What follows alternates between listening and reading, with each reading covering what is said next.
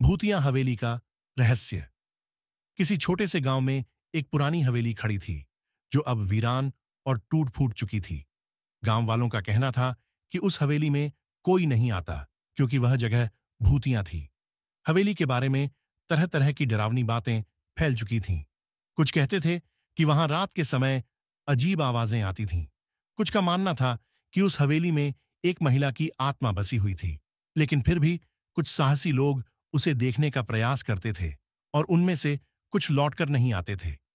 एक दिन गांव में एक युवक अरुण आया। वह एक पत्रकार था और उसे डरावनी जगहों के बारे में लेख लिखने का बहुत शौक था। उसने सुना था कि उस हवेली में कुछ अनोखा है और उसने फैसला किया कि वह खुद उस हवेली की सच्चाई जानने जाएगा। अगली रात अरुण ने अपने कैमरे और टॉर्च के साथ हवेली का रुख किया। हवेली के पास पहुंचते ही एक अजीब सी ठंडी हवा उसे महसूस हुई, जैसे हवा में कुछ छुपा हो। अरुण ने हिम्मत जुटाई और हवेली के दरवाजे को खटखटाया। दरवाजा धीरे धीरे खुला और अंदर का अंधेरा उसे पूरी तरह से घेर लिया। अरुण ने अपनी टॉर्च की रोशनी इधर उधर घुमाई। दीवारों पर पुराने नक्शे और धुंधले चित्र दिख रहे थे। उसने पाया कि कमरे में हर जगह धूल और जालियां फैली हुई थीं। वह एक कमरे में घुसा और देखा कि वहां एक पुराना सोफा रखा हुआ था और दीवार पर एक बड़ी सी तस्वीर टंगी थी।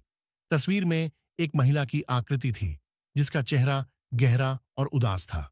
अरुण ने सोचा कि यह शायद इस हवेली के मालिक की पत्नी होगी, लेकिन जैसे ही उसने तस्वीर के पास कदम बढ़ाए, अचानक एक आवाज आई, तुम यहां क्यों आए हो? अरुण घबराया। उसकी धड़कन तेज हो गई। उसने पलट कर देखा, लेकिन वहां कोई नहीं था। फिर उसने कैमरे को चलाया और कमरे के हर कोने को रिकॉर्ड करने लगा। अचानक एक तेज ठंडी हवा के झोंके ने कमरे को भर दिया और अरुण की टॉर्च की रोशनी थम गई। अचानक कमरे में एक औरत की कटी कटी आवाज सुनाई दी, जाओ, यहां से जाओ। अरुण ने हिम्मत जुटाई और कहा, तुम कौन हो? लेकिन जैसे ही उसने यह सवाल पूछा, कमरे की दीवारों पर खून की धारियां बहने लगीं। उसके पैरों तले जमीन खिसक गई।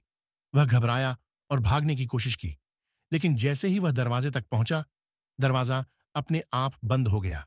अब अरुण को एहसास हुआ कि वह अकेला नहीं था। कमरे की एक कोने में वह महिला दिखाई दी, जिसका चेहरा अब धुंधला और विकृत हो चुका था।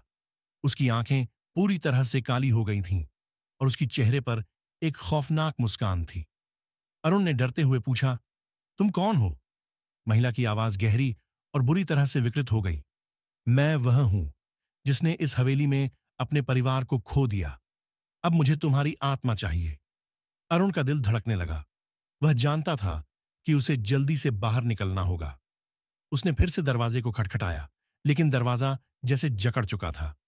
तभी अचानक वह महिला उसकी ओर बढ़ी और अरुण के पास पहुंचते ही उसका शरीर ठंडा और बर्फ जैसा महसूस हुआ। एक अजीब सी चीख सुनाई दी और अरुण बेहोश हो गया। अगली सुबह गांव वालों ने देखा कि अरुण हवेली के बाहर पड़ा था, लेकिन उसकी आंखों में खौफ था। उसकी आंखें पूरी तरह से सफेद हो चुकी थीं और वह कुछ भी बोल नहीं पा रहा था।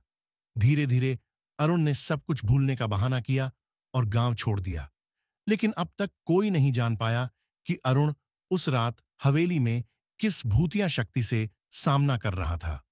हवेली आज भी खड़ी है और कोई नहीं जानता कि वहां क्या छुपा हुआ है। कुछ कहते हैं कि अरुण आज भी हवेली के पास जाता है और रात को अजीब आवाजें सुनाई देती हैं। गांव वाले कहते हैं, जो हवेली में जाता है वह कभी नहीं लौटता। वह सिर्फ लौटता है जब वह पूरी तरह से खो चुका होता है।